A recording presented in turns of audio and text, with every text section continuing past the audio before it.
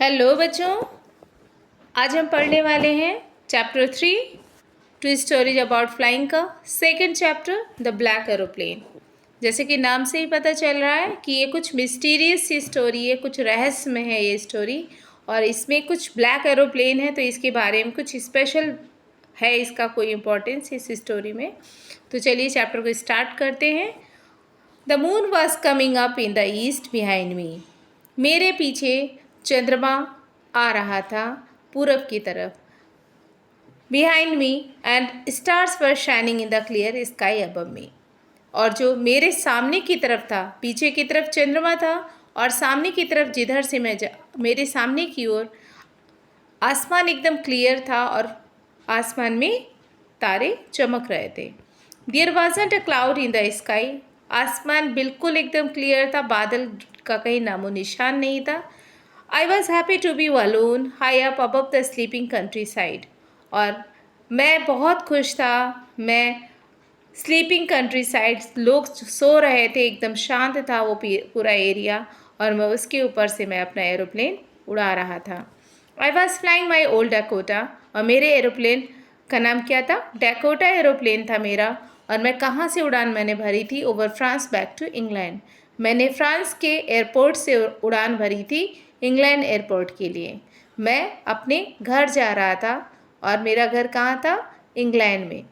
I was dreaming my holiday and looking forward to being with my family. और मैं सपने देख रहा था, मैं बहुत सारी इमेजिनेशन कर रहा था कि मेरी छुट्टियां हो गई हैं और मैं छुट्टियों में अपने घर जा रहा हूँ और मैं अपनी फैमिली के साथ अब रहूँगा। I looked at my watch 1:30 in the morning. मैंने अपनी घड़ी में देखा, सुबह के 1:30 बजे थे। I should call Paris control room soon I thought.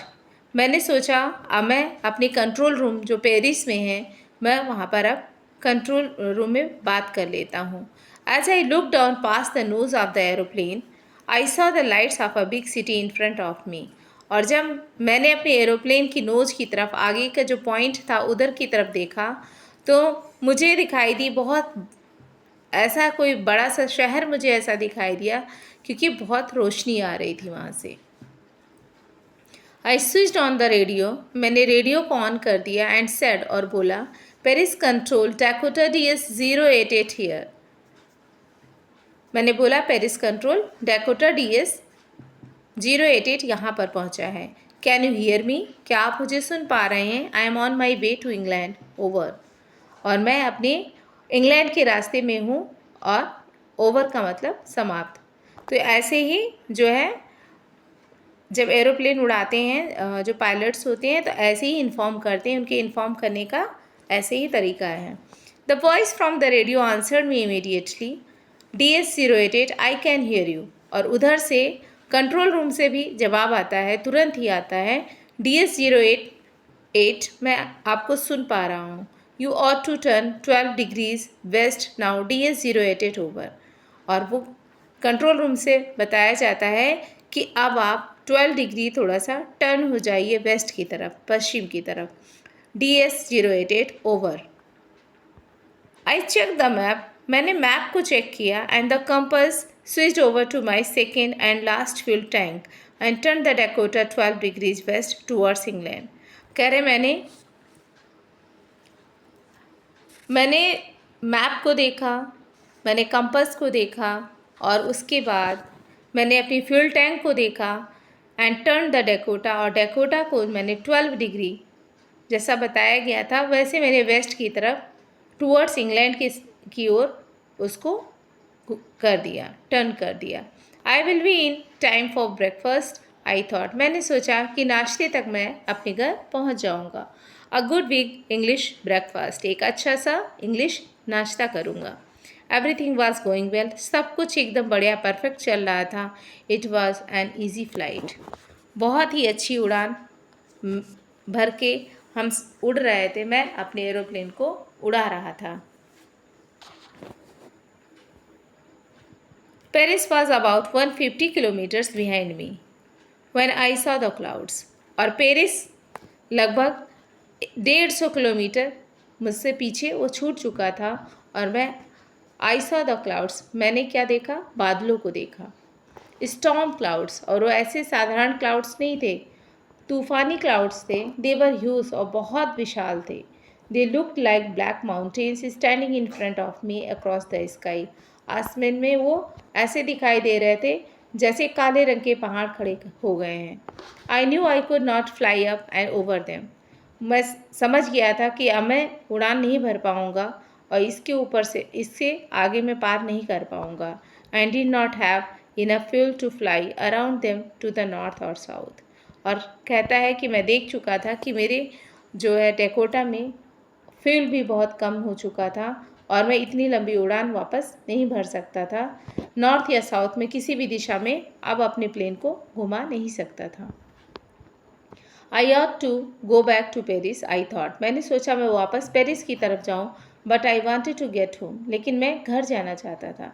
I wanted the breakfast, मैं वहाँ नाश्ता करना चाहता था अपनी फैमिली के साथ। I'll take the risk, I thought, मैंने सोचा मैं रिस्क लूँगा, and flew that old Dakota straight into the storm, और कहता मैं अपने ओल्ड डैकोटा को सीधे स्टॉर्म, उस तूफान में मैंने घुसा दिया।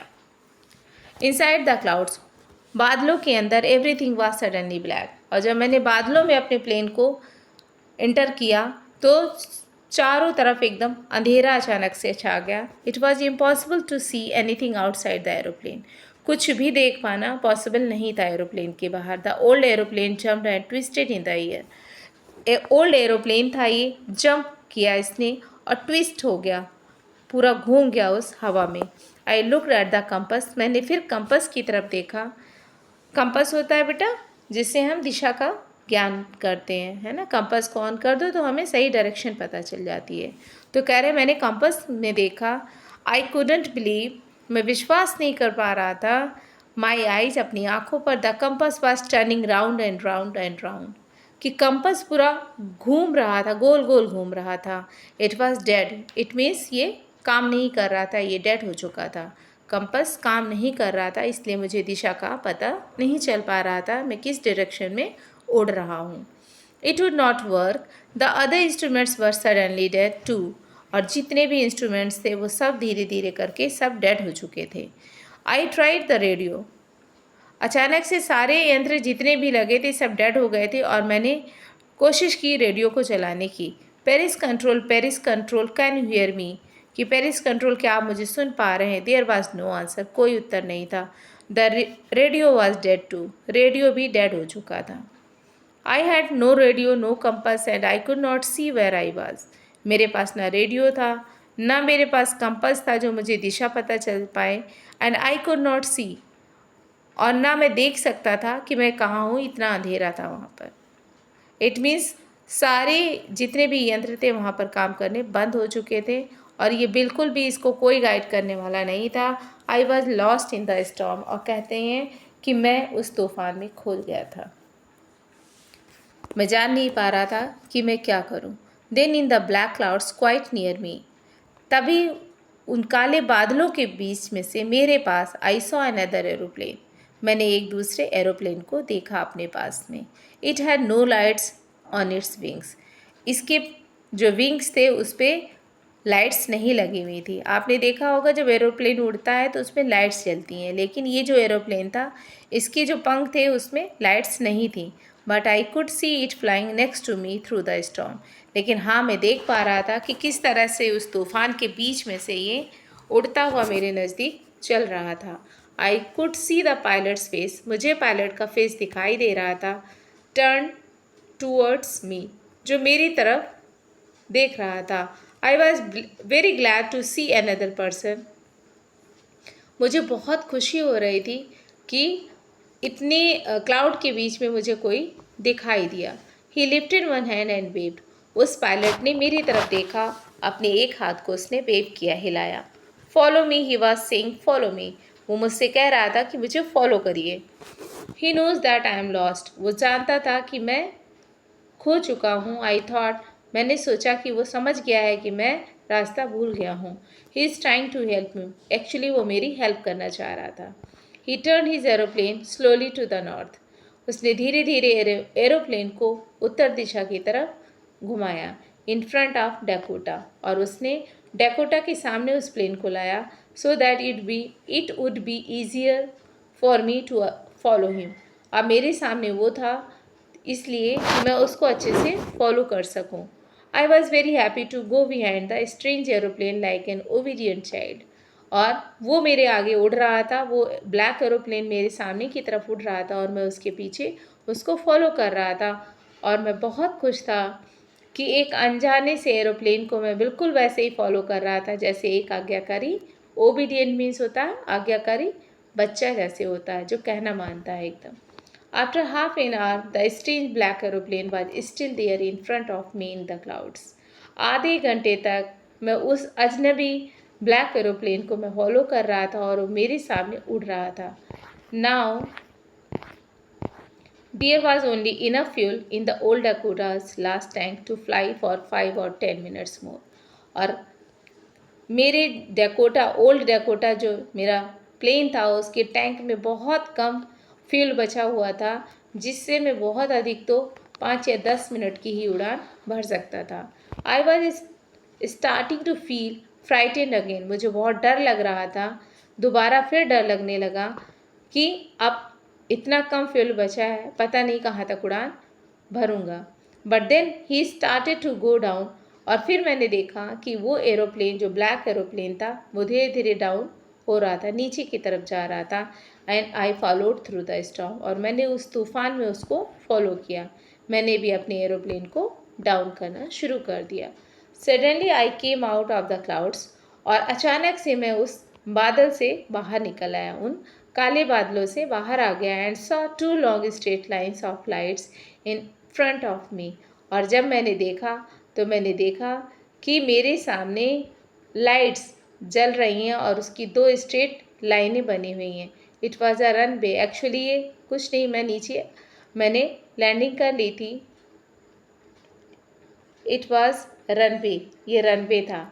एंड एयरपोर्ट पर मैं पहुंच चुका था। आई वॉज सेफ, मैं सेफ था। I turn to look for my friend in the black aeroplane. मैं मुड़ा पीछे की तरफ और मैं देखना चाहता था उस अपने दोस्त को उस ब्लैक एरोप्लेन में जो बैठा हुआ था। But the sky was empty.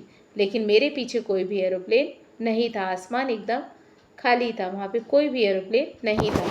There was nothing there, कुछ भी नहीं था। The black aeroplane was gone, वो जो ब्लैक एरोप्लेन था वो जा चुका था। आई could not see it anywhere. मैंने उसको बहुत देखने की कोशिश की पर मुझे वो कहीं दिखाई नहीं दिया। I landed and was not sorry to walk away from the old Dakota near the control tower. मैं उतरा और was not sorry to walk away from the old Dakota near the control tower. और मैं वहाँ से उतरने के बाद मैं सीधे कहाँ गया, कंट्रोल टावर की तरफ गया। आई वेंट एंड आस्क्ड, मैं वहाँ गया और मैंने पूछा a woman in the control centre, वहाँ पे एक औरत बैठी हुई थी कंट्रोल सेंटर पर, where I was and who the other pilot was. मैंने पूछा कि मैं कहाँ पर था और मेरे पीछे जो दूसरा एरोप्लेन था उसका पायलट कहाँ था। आई वॉन्टेड टू से थैंक यू, मैं उससे थैंक यू बोलना चाहता हूँ। She looked at me strangely, उसको बहुत अजीब लगा मेरी बात सुन करके। एंड देन लाफ्ड, वो हंसने लगी। अनदर एरोप्लेन, दूसरा कोई aeroplane.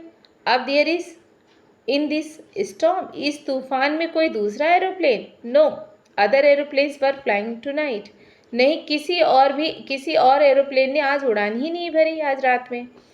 Yours was the only one I could C on the radar, radar पर तो केवल एक एरोप्लेन उड़ रहा था और वो आपका था। So who helped me to arrive there safely without a compass और a radio and without any more fuel in my tanks. मैं सोचता रहा कि मेरी मदद कौन कर रहा था जब मैं आसमान में उड़ रहा था। मेरे पास न रेडियो था कि मैं कंट्रोल रूम से कांटेक्ट कर पाऊँ, और ना मेरे टैंक में, मेरे एरोप्लेन के टैंक में फ्यूल था इतना कि जो मैं उड़ान भर सकता था। तो ये कौन था जिसने मेरी हेल्प की? Who was the pilot on the strange black aeroplane?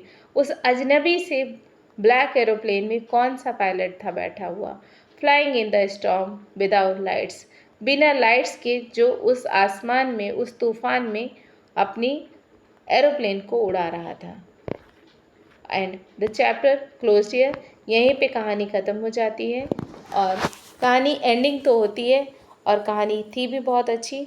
और इससे हमें ये शिक्षा मिलती है कि हम अगर कभी किसी मुसीबत में फंसे हैं, है ना, पहले तो हमें सही डिसीजन लेना चाहिए, क्योंकि उसने एक डिसीजन गलत लिया था कि जब उसने देखा कि सामने की तरफ क्लाउड्स हैं, स्टॉर्म क्लाउड्स हैं और उसको रिटर्न वापस जाना चाहिए, बट उसने रिस्क लिया। तो उसने रिस्क लिया तो उसके आगे उसके प्रॉब्लम इतनी आ गई, है ना। तो सही डिसीजन सही समय पर सही डिसीजन लेना बहुत ज़रूरी है। और दूसरा, इसमें जो ब्लैक एरोप्लेन आया है वो कहीं ना कहीं मिस्टीरियस तो है ही, कि ये लगता है कि कौन था वो जिसने इसकी जान बचाई। इस जो पायलट था, इसकी जान किसने बचाई, किसने उसकी हेल्प की। तो ये एक मिस्टीरियस स्टोरी थी। और in a word we can say, एक शब्द में अगर कहना चाहें इस स्टोरी के बारे में, कि जो ईश्वर को मानते हैं तो वो सोचेंगे कि ये ईश्वर ही था जिसने मेरी मदद की। तो यहीं पे कहानी एंडिंग होती है। तो आई थिंक आप सभी को बहुत अच्छा लगा होगा, और अगर आपको अच्छा लगा है तो इसको शेयर कीजिएगा और बच्चों से, जिससे उनकी भी हेल्प हो सके। और चैनल को सब्सक्राइब कीजिएगा और लाइक कीजिएगा। So thank you for watching this video.